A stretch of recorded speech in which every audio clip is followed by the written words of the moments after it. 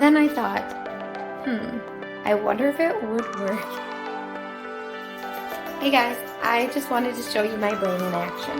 I've been in the bus trying to work my layout. I brought in the sink I found on the marketplace. I got a steal of a deal on it. So I wanted to bring it in and kind of see how it fit, and it had me thinking. I thought, oh my gosh, this is a huge sink. And then I thought, I wonder if it would work as a tub, especially for my daughter who's only 4. So I did a test fit.